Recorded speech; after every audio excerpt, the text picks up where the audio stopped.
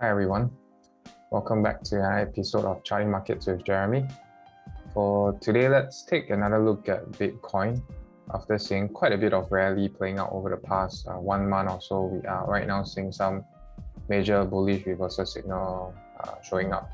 And in fact, last we talked about Bitcoin, it was actually back in late June, somewhere over this period over here where it was trying to form the second bottom of the 30,000 floor. And since then, we have actually seen yet another bounce of this 30,000 floor somewhere in late July. And in fact, that was the last kind of a bounce of this 30,000 floor before we see this sharp rise in price for Bitcoin.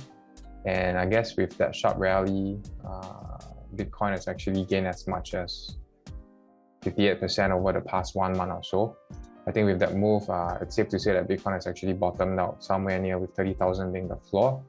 And also at the same time with that move, I think we have broken above some key levels that have actually changed the overall trend right now back into the long-term kind of uptrend structure here right now. So key thing that happened last week for Bitcoin was we actually broke above two levels, mainly breaking above this 10-week range highlighted in orange, and also at the same time breaking above this long-term downtrend line somewhere last week. And you can see since this breakout over here, back on 6 August, the general momentum has remained rather strong, and only until the past 2 trading sessions where we started to see some weakness. So all in, I think right now with the bullish breakout that we are seeing, current sentiment has definitely turned to the bullish side, and with that market turning bullish right now, I think the general market will likely continue to be looking out to buy on weakness, to buy on deep for Bitcoin moving out over the near term to medium term. So do keep a close lookout for any weakness, which we expect could be playing out soon, mainly because of how this rally have actually led the relative strength index here, reaching this overbought level of 72 just a few days ago. So noting that the RSI is currently overbought, and also at the same time, Bitcoin just trading right below this ceiling of $47,000, which used to be a support level back in April. I think there is a high likelihood that we could be seeing some form of a near-term correction here playing out over the next few days. And that will likely present a good buying opportunity if the weakness actually play through. So some key levels to be looking out for buying on the weakness if it does actually play out. We are looking at these two levels here, somewhere near $37,300 to $41,000 range here highlighted in blue. So that is also where the 20 and 60-day moving average is.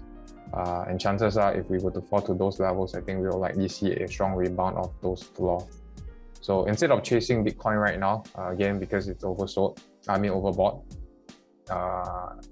it's better to, I think, exercise some patience here in terms of waiting for a pullback down to the support level that I just mentioned, $37,300 to $41,000 range before looking to buy. And in terms of the upside, once we see a bounce, probably Bitcoin could be looking at 50,000 range, and even a further breakout above 50,000 will likely see Bitcoin trading back up to 60,000. So that will be the longer term view, probably over the next 3 to 6 months out. But in the near term, we do expect some form of pullback to play through because of the current overbought kind of a scenario that is showing up right now. So just to show more clearly what we see for Bitcoin, so we will expect something like that to play out.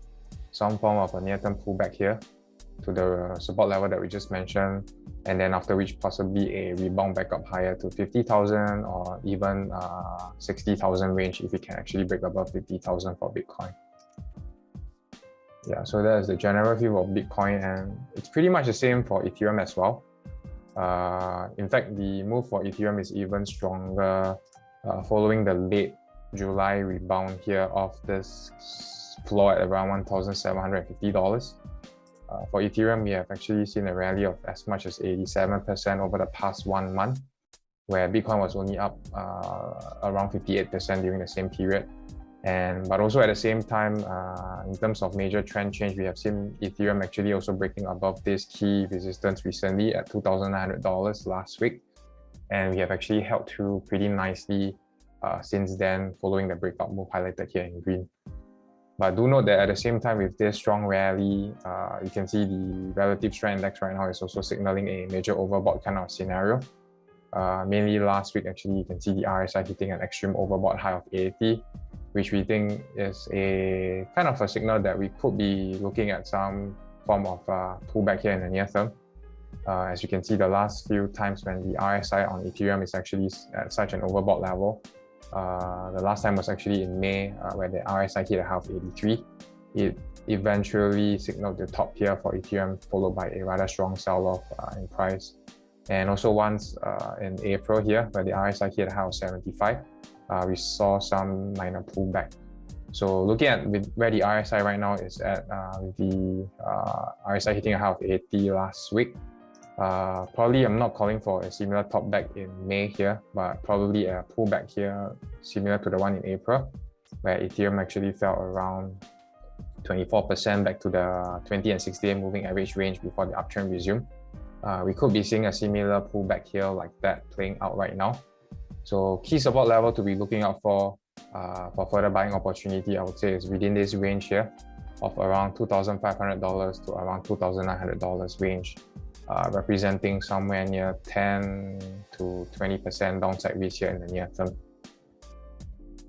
And after falling to those levels, we will likely expect uptrend to resume. Possible upside target will be around $3,550 range to possibly above, back above the $4,000 range over here, probably over the next 3 to 6 months out.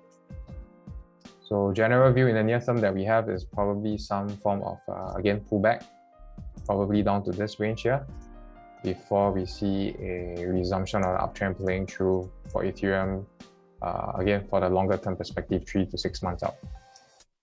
Yeah, so that's all we have for today, and we'll see you guys in the next one.